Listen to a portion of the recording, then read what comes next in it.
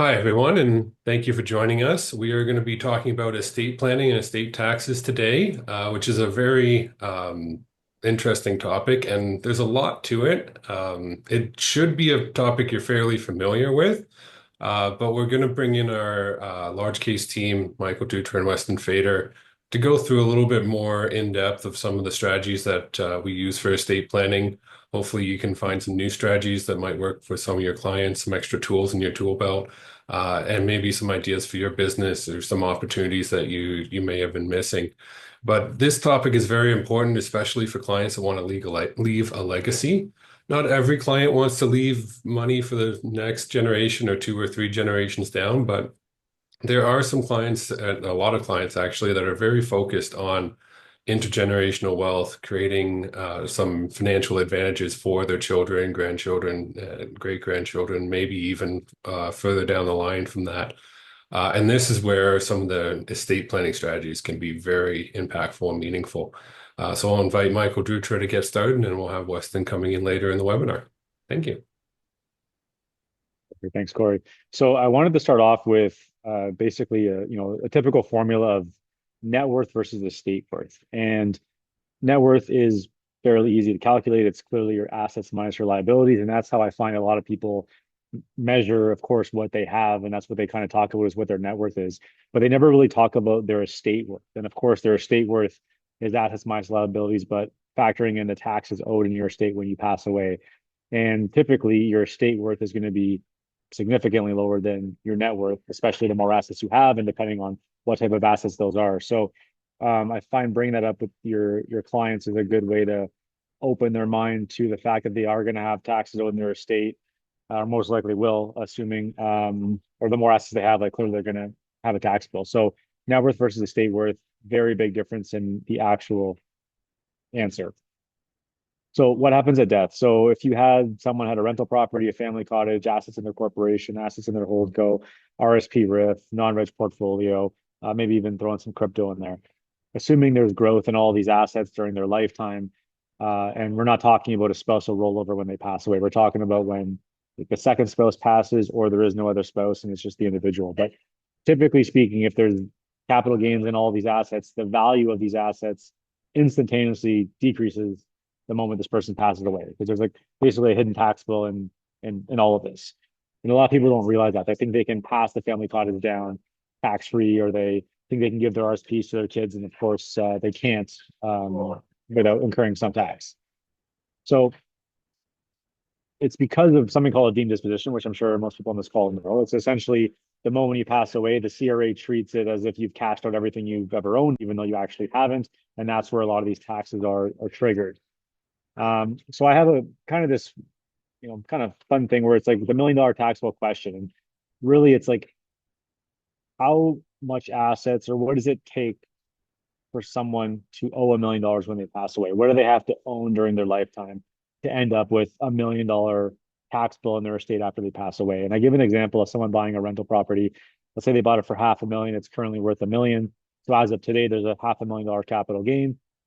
We all know how to do the math on cap gains. So 50% taxable to their income, assuming the highest tax bracket. Their tax owed today, if they passed away, would be $133,000 on this secondary property. And for this example, we're excluding betterments and improvements. This is just straight math. Now, that's as of today. If we flash forward, say 20 years in the future, let's say it's the same situation. Let's say there was 5% growth year over year for 20 years. That property is now worth 2.6 million, not 1 million. And minus with the purchase price, 2.1 million, again, excluding betterments and improvements, we have a new capital gain of 1,050,000. 50% becomes taxable, and then that amount owed is 53% on that. It's $562,000. So you're now creeping up to over $500,000 based on this same property just 20 years in the future. And then finally, looking at 30 years in the future, same scenario at 5% in 30 years. Believe it or not, it's just math. This property ends up being worth 4.3 million.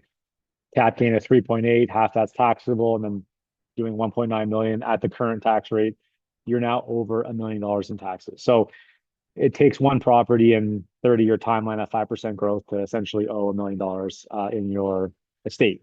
Now, what could change? Of course, the growth rate could change. Of course, the time frame could change, the values, et cetera. This is just to give you a visual of It doesn't take that much for someone to owe $1 million when they pass away. Um, and it takes one property. So what else is taxed when someone passes away? The list is very long. It's retained earnings in your corporation, cap gains on rental properties, RSPs, RIFs, cap gains on the family cottage, cap gains on corporately owned properties, corporate investments, non-reg stock portfolio, private equity investments. By no means is this list inclusive of everything that is taxed, but it shows you the wide scope of what assets are taxed. And most people have, some of this, if not nearly all of this. So again, the $1 million tax bill question, the CRA doesn't necessarily care about how you come up with the money. They only want the money. You could win at the casino, you could win the lottery, you could borrow it, you could ask your friends and family, and you could also be forced to sell everything you've ever owned after you passed away. Like things might need to be liquidated. So it comes down to being strategic with coming up with a cost-effective solution to pay for your state taxes.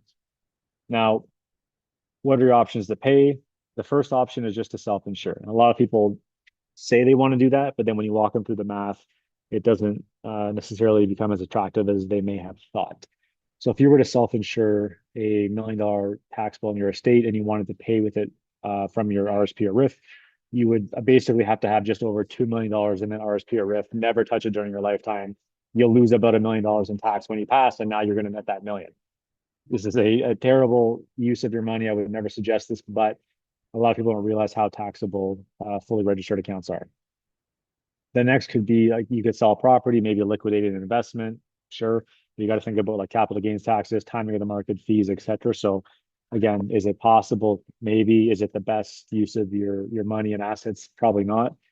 You could just use cash. So there's no tax on cash when someone passes. So if you had $1 million in your checkings account, sure, you could take that and pay this $1 million tax bill.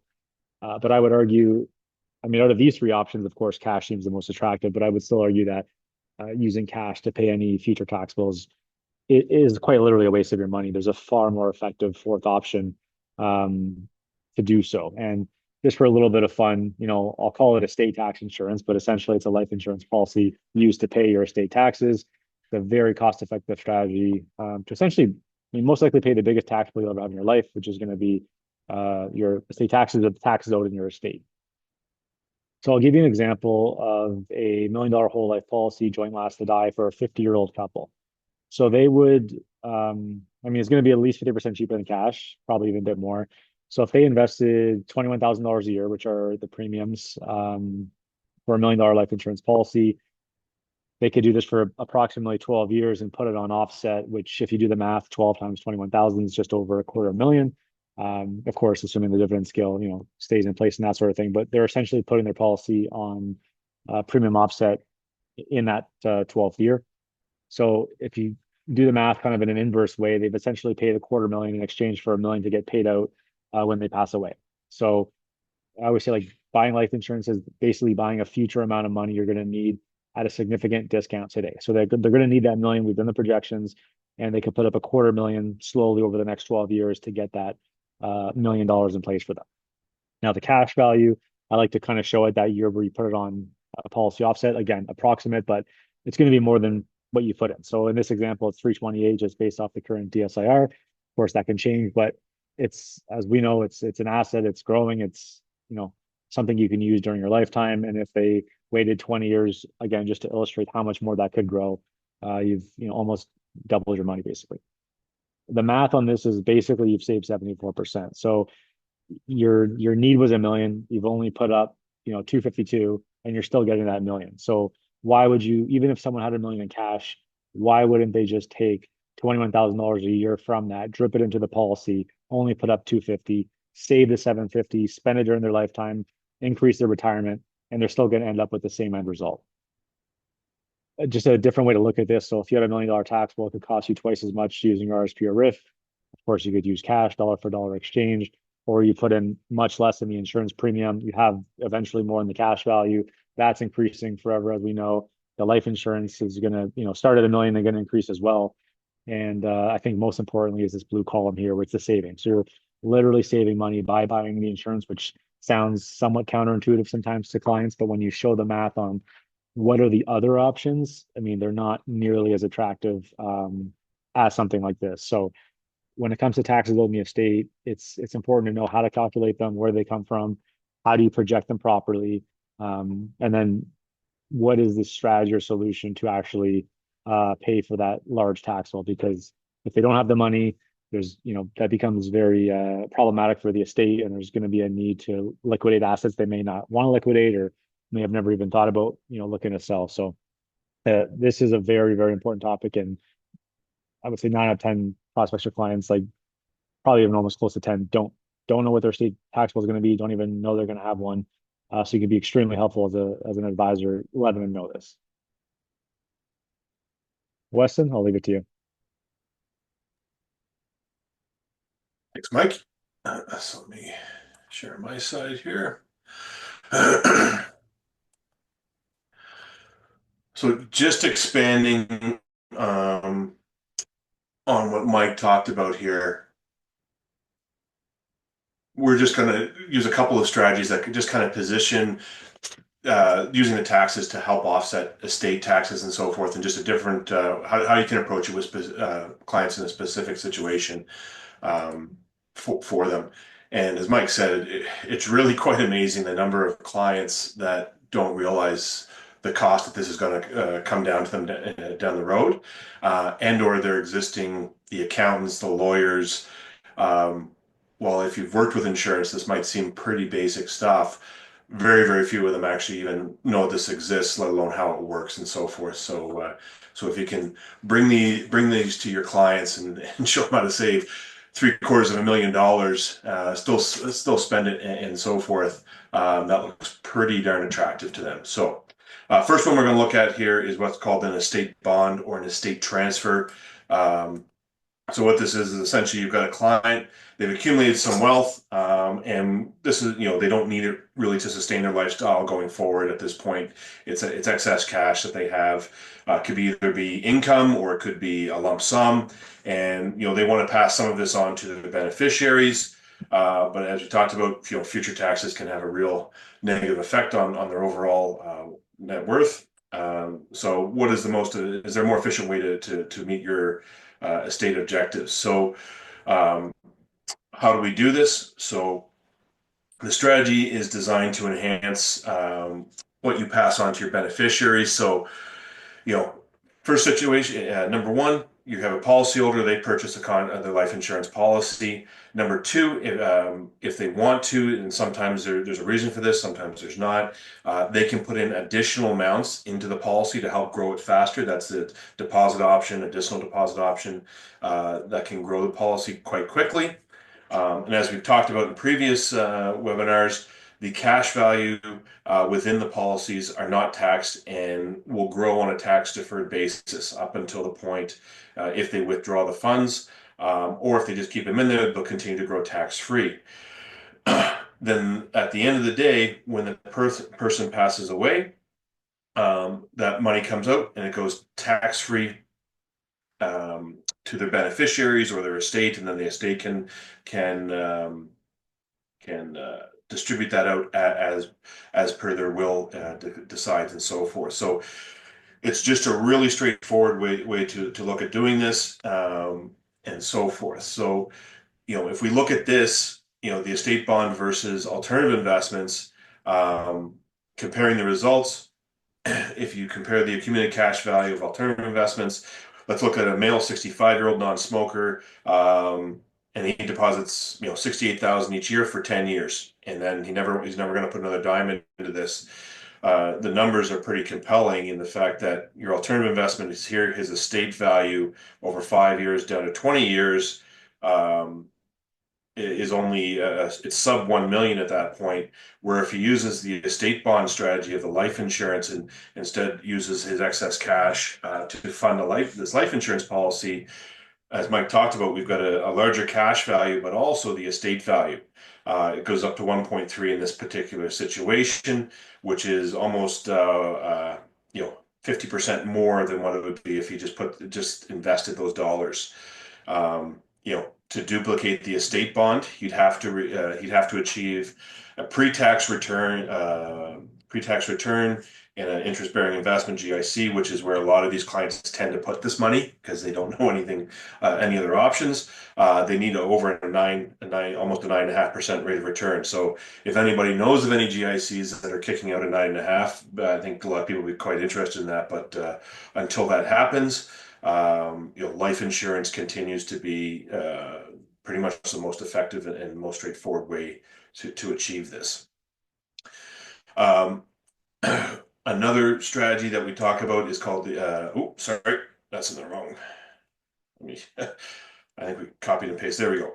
So the other one is the cascading life insurance or an intergenerational wealth transfer.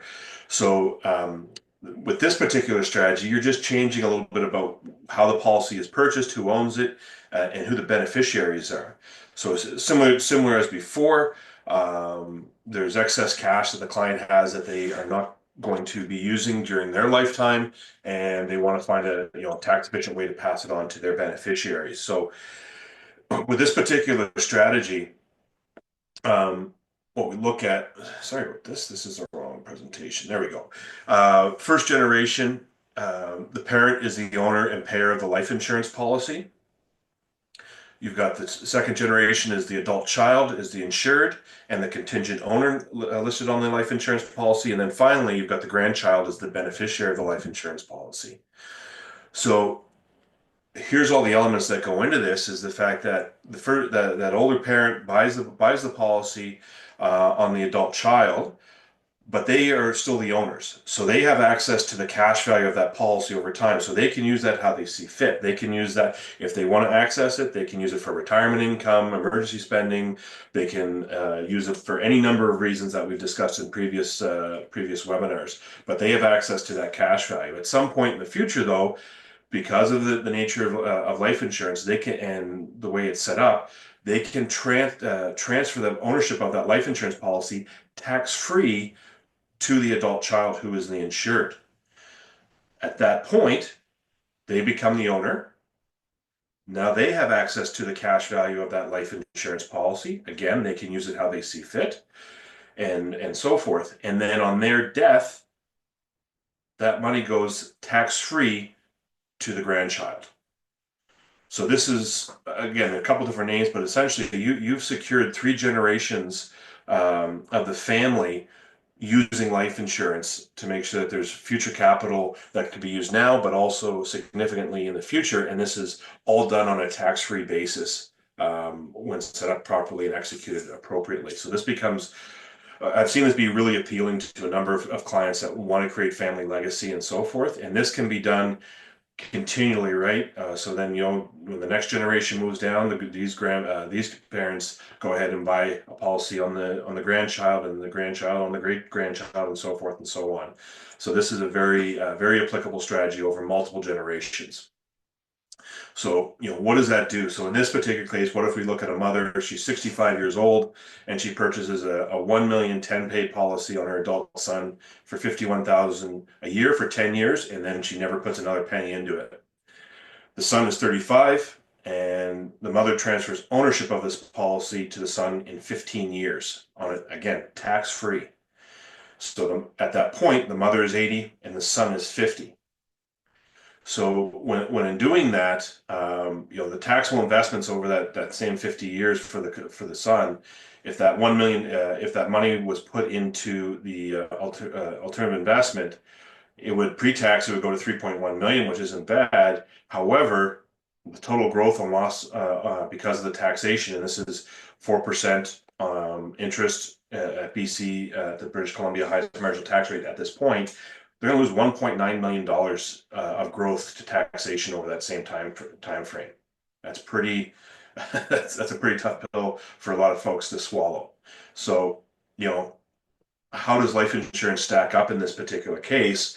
Well, depending upon the type of return you're getting, the life insurance policy in this case, you only need to put in a little over $500,000 to get the same result of life insurance. If it was an interest-bearing investment, she'd need 1.8 total capital to reach the same point.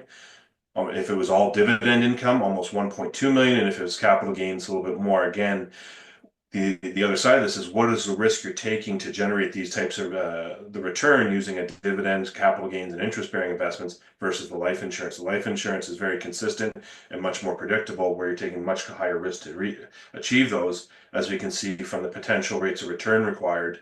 Again, life insurance has an internal rate of return on this particular policy just shy of 5%. But this is again net of fees and net of taxes. Interest you need over 10, and then the dividend and capital gains you need in excess, 5.5, 6.5% and up.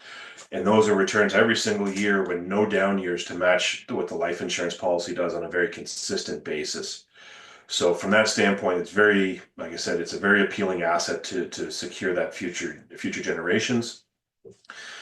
Now, just another way to present this, cost per dollar.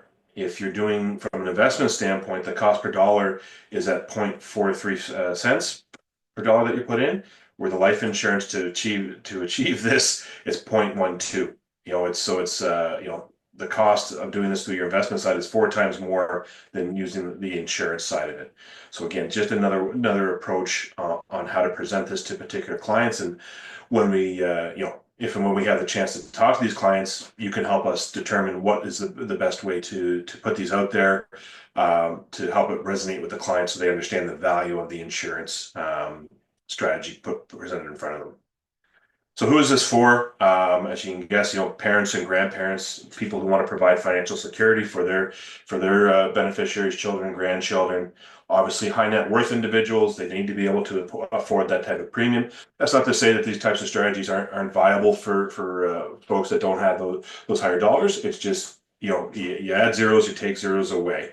But generally these are more appealing to higher net worth because they have more assets that they're trying to shelter, and they see the large tax bills that can come down the pipe at them once you have a chance to discuss it.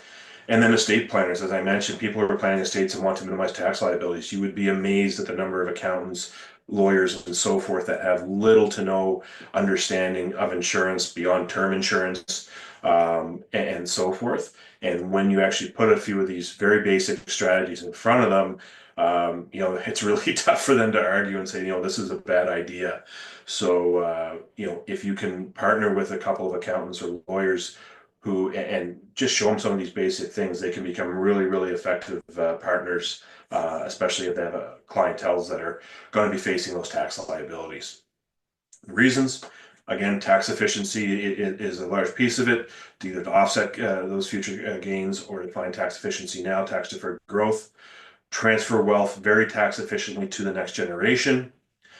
Financial security, again, there's the guarantees around permanent life insurance are very appealing, especially for older clients that have had up and downs in the past and are just looking for certainty. And on the estate planning side, anybody who's in that phase of life, I would argue anybody who doesn't bring life insurance into their estate planning, or at least to discuss it, is missing some very significant opportunities.